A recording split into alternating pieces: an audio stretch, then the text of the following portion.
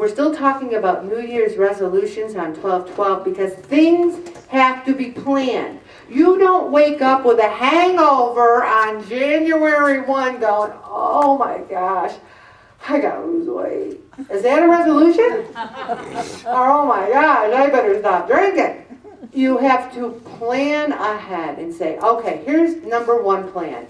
I want to be healthy and have God help me. I'm going to be in session 11 of Pray It Off, and I'm going to be there January 3rd.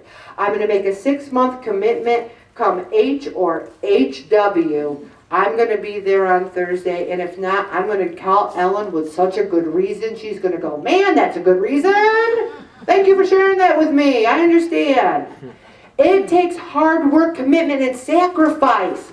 I want the magic pill where I can eat whatever I want and never exercise and lay on my duff and be a millionaire. It doesn't happen. I go to bed at night and I dream that people knock on my door with a bucket of money. Here, Ellen, they're all hundreds. Have a good life. No one's not. You gotta work, you gotta commit, and you gotta plan. You have to have a plan. Starts with a list. It starts with going to the store. Imagine that you're like Jude and there's going to be a cameraman taking a photograph for the newspaper of your shopping cart. Imagine that. Do you have fruits, veggies? Do you have fish? Do you have protein? There are people who still say to me, I don't know what to eat. Really? Really? You don't know that pizza, wings, salad, turkey, pizza, wings, salad, turkey, you know what to eat. You know. We have to choose it more often than we choose not to. And you need to track your progress. You need to say, okay, the meeting starts on January 3rd. Ellen gives these little things. I weigh 220. I want to weigh 199 by the end of session 11. That's 21 pounds. That's doable. That's a goal. You lose more, it's a bonus. You don't say, I want to lose 100 pounds, and then you lose 10 and you go, I'm a failure. You just have a doable goal. And again, I say, keep it simple. You can't wake up on January 1, and I used to do this. I want to be a better person. I want to quit smoking. I want to, give money to the poor. I used to make this list of New Year's resolutions, and it looked so good, but it was too much. Start by just saying, you know what? I want to maintain my weight. I want to lose weight. And then if you want to throw something else in there, that's up to you. But don't say, I'm going to go to the gym every day for 4 hours. Because you're not going to be able to do that. Here's 8 tips for making and keeping healthy New Year's resolutions. Don't abandon the idea of setting resolutions just because you've broken them in the past. How many times have I had, a peanut butter and jelly sandwich on December 31st with this thick because I knew I was going on a diet the next day, and then I would fail.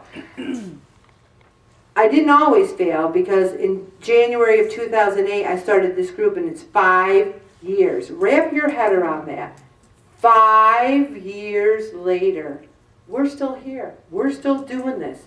We didn't break those resolutions. Be realistic. Have safe, attainable goals with a realistic time frame. Don't make too many resolutions. Don't set resolutions. And I'm going to come over here and I have this hearing thing that amplifies peripheral noise, so I'm going to put John's clicking pen down. That's good. Okay. And we're going to not set resolutions on things that are beyond my control. You're not going to say, well, I want to lose weight, but I need a new job by the end of the summer, or I need a new car. Those are good things to put over here, but a resolution not necessarily. Have it be your wishes, desires, and goals and dreams. One woman in session 2, I think it was, I said, you know what, why do you want to join the group? And she goes, well, my husband says I'm fat. And I said, oh, okay, but why do you want to join the group? Well, because my husband says I'm fat. Okay, what do you think? Well, I think my husband thinks I'm fat. And I go, okay, but how do you feel about your weight and everything? She goes, well, it really makes me mad that my husband thinks I'm fat.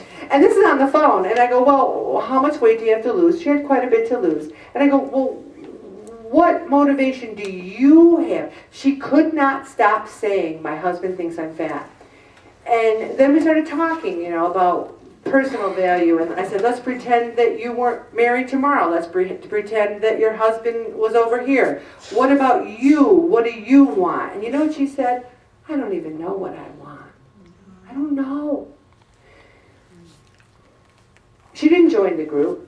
I tried to talk to her. I tried to get her to come and everything. And we had a nice talk. And she said she would. And I see her around. She's still very heavy. And I think she's welcome. And I pray about it. And I want her to join. But you can't force someone.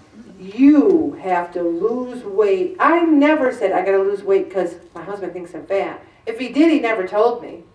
He always said he loves me just the way I am. But you can't lose weight because someone else thinks you're fat. Also, those intermediary goals.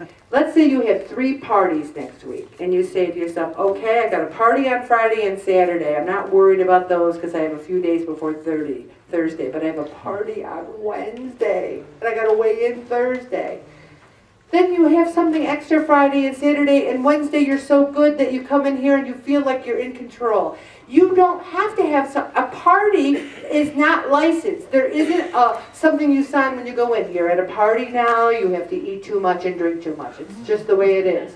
There's no rule. There's no rule that says. And then the reward. There's a lot of rewards you can give yourself that are not food related. Okay, I'm going to stop right there, Bob, and do one more.